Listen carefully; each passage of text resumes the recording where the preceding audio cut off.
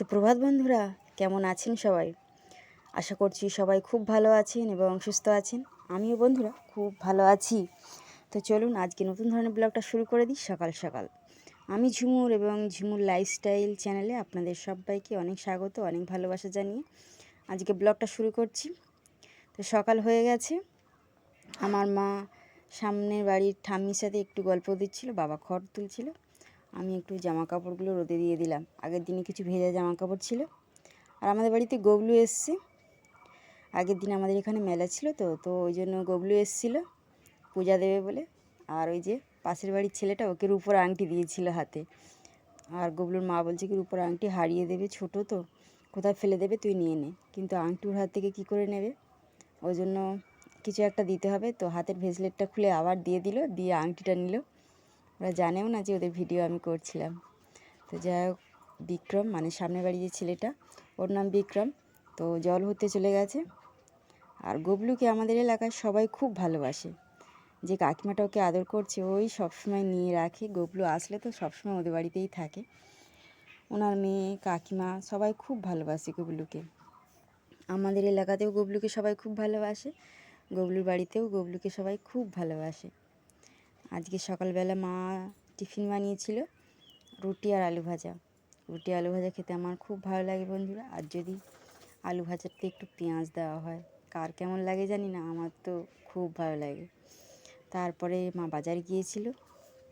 বাবা আজকে বাজার যায়নি, বাবার লেট হতো, ওই জন্য মাই গিয়েছিল, মা বাজার করে এনেছে।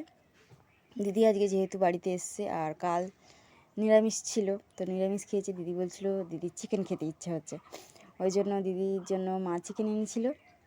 এদিকে শাক ভাজাটা বসে গেছে, আলু কেটে রাখা হয়ে গেছে। আজকে চিকেন রান্না হবে। আমার মায়ের ছুটি থাকলে আমার মা অনেক ভালো ভালো রান্না করে। চিকেনটা আমার মা খুব ভালো রান্না করতে পারে। পেঁয়াজ টমেটো কেটে দিয়েছি, আলুও কাটা হয়ে গেছে, শাক ভাজাটা ওইদিকে হচ্ছিল। আমি বন্ধুরা কোনোদিন চিকেন রান্না করিনি, অনেক কিছুই রান্না করেছি, কিন্তু চিকেনটা কোনোদিন রান্না করা হয়নি। আমার মা তো দিদিকেও রান্না করতে দেয় না, মা বলে চিকেন যখন মাই রান্না করবে, দিদিও ভালো রান্না করতে পারে। তো ওইদিকে তেল দিয়ে আলুটা ভাজা হচ্ছিল, আর মাংসটা রয়েছে, এখন মাংসটা ধোয়া হয়ে গেছে, দই মাখানো হবে। আজকের ব্লগটা যদি বন্ধুরা ভালো লাগে প্লিজ লাইক করবেন, শেয়ার করবেন বন্ধুদের সাথে, এবং সাবস্ক্রাইব করে আমার নতুন বন্ধু হবেন। আমিও আপনাদের বন্ধু হব।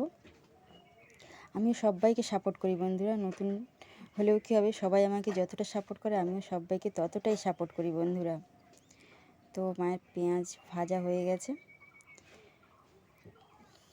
এখন মনে হচ্ছে টমেটম হবে। টমেটোগুলো কাটা ছিল, মা দিয়ে দিয়েছে। আমি চিকেন রান্নাটা করতে পারি না, অনেকবার দেখেছি, ভিডিওটা বানিয়ে নিলাম। যখন ভুলে যাব কখনো চিকেন রান্না করতে গিয়ে অসুবিধা হলে এই ভিডিওটা খুলে দেখে নেব বন্ধুরা। আমাদের বাড়িতে চিকেন তো অন্যভাবে রান্না হয়, সবার সব রকমভাবে রান্না হয়। তো মা মাংস কষছিল আর বললো কষা মাংস খাবি, বলুন দাও। তো কষা মাংস আজকে হয়ে গেল। মাংস হলে আমার কষা মাংস খেতে খুব ভালো লাগে, তো আমি আর দিদি একটু একটু কষা মাংস খেয়ে নিলাম। তারপরে দেখুন বন্ধুরা, চিকেন রান্না হয়ে গেছে, চিকেনের লাল লাল তরকারি। আমার তো দেখেই খেতে ইচ্ছা হচ্ছিলো। চলুন এবার ভাতটা বেড়ে নিই আর ভাত খেয়ে নিই। আর আপনারাও চলে আসুন বন্ধুরা, একসাথে লাঞ্চটা আজকে করে নেব। আজকে লাঞ্চে আছে সাদা ভাত, করলা ভাজা, শাক ভাজা আর স্যালাড, এগুলোই রান্না হয়েছিল, আর সাথে ছিল চিকেন। তো বন্ধুরা আজকে এতটুকুই শেয়ার